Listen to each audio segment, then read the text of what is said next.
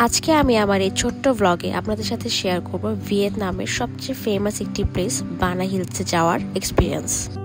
আমরা রিজার্ভ একটি গাড়ি নিয়েছিলাম, সো এখানে আমরা আমাদের গাড়িটি পার্ক করে চলে যাচ্ছি বানা হিলসে এন্ট্রি করার জন্য।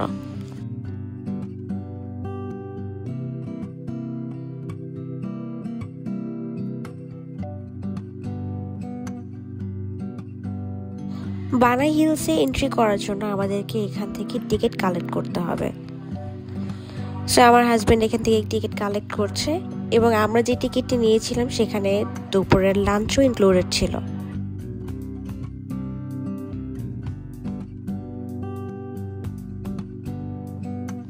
চারপাশটা ঘুরতে ঘুরতে আমরা এখন চলে যাচ্ছি ক্যাবল কারে ওঠার জন্য।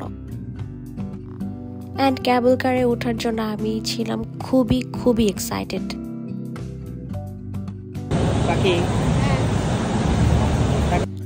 এবং ক্যাবল কারে আমাদের সাথে ছিল আরো কিছু মানুষ, এবং এইখান থেকে ক্যাবল কারে যাওয়ার যে ব্যাপারটা, ও মাই গড, এত সুন্দর ছিল। অল্প ভয়ও লাগছিল, কিন্তু এখান থেকে দৃশ্যগুলো এত সুন্দর যা বলার বাইরে, মাশাআল্লাহ।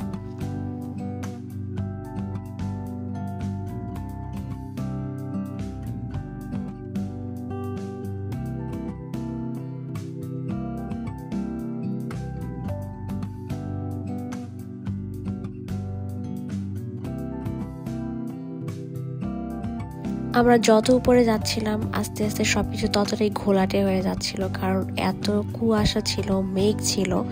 আমরা আসলে বুঝতে পারিনি নিচ থেকে যে উপরে ওঠার পর আমাদের এত ঠান্ডা লাগবে। উপরের ওয়েদার এত ঠান্ডা ছিল, যেরকম কুয়াশা ছিল সেরকমটাই বাতাস। আমরা যদি আগে জানতাম যে উপরে এত ঠান্ডা হবে, আমরা অবশ্যই ঠান্ডা কাপড় চোপড় নিয়ে আসতাম উপরে। দেখতেই পাচ্ছেন এখানে কুয়াশার কারণে কিছুই দেখা যাচ্ছিল না সেরকম,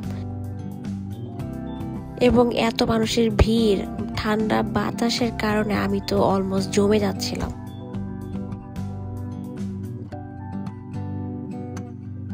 এই জায়গাটাতে যদি সামার টাইমে অথবা সানি ডেতে যাওয়া যেত তাহলে খুবই সুন্দর দৃশ্য দেখা যেত, বাট আমরা আনফর্চুনেটলি যখন গিয়েছি তখন ছিল অলমোস্ট উইন্টার টাইম।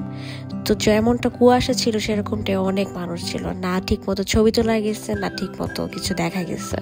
এত ঠান্ডার কারণে এখানে গুড়ি বৃষ্টিও হচ্ছিল। তো আমরা কি করলাম, এখান থেকে আমরা দুইজনে দুটো রেইনকোট কিনে ফেললাম যাতে কিছুটা নিজেদেরকে প্রোটেক্ট করা যায়।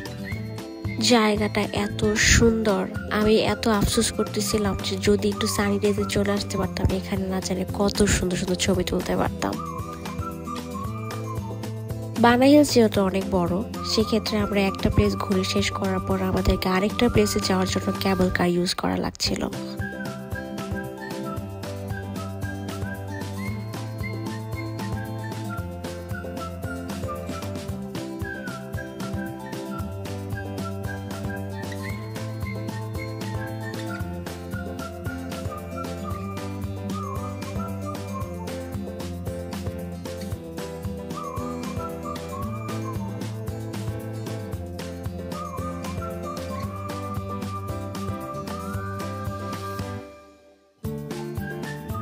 মেঘ, কুয়াশা, ঠান্ডা থাকার কারণে অনেক কাছে জিনিসগুলো দেখা যাচ্ছিল না।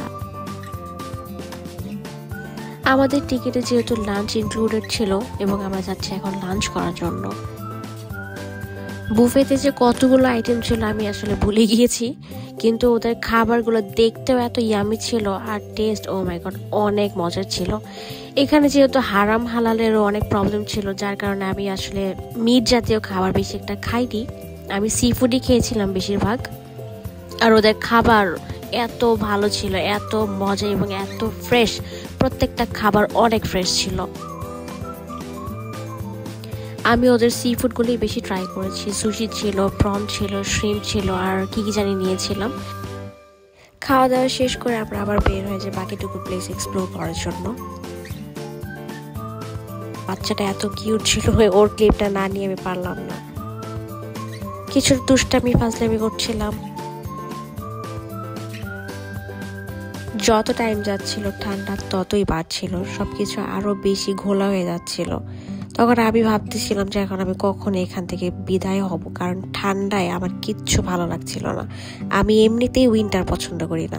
সেখানে একটি চার্জও ছিল। আমি এর আগে সত্যি কথা বলতে আমি কখনো চার্জে ঢুকিনি, তো এই প্রথম আমার এক্সপিরিয়েন্স হয়েছে। চার্জ আসলে বাইরে থেকে দেখতে যতটা সুন্দর লাগে, ভিতরে গিয়ে দেখলাম তার থেকে আরো অনেক বেশি সুন্দর। এখন আমাদের সময় হয়ে গিয়েছে হোটেলে ব্যাক করার। অবশেষে এই ঠান্ডা থেকে আমি এখন ভাগবো। আমরা সবাই লাইন ধরে দাঁড়িয়ে আছি কেবল কারে ওঠার জন্য।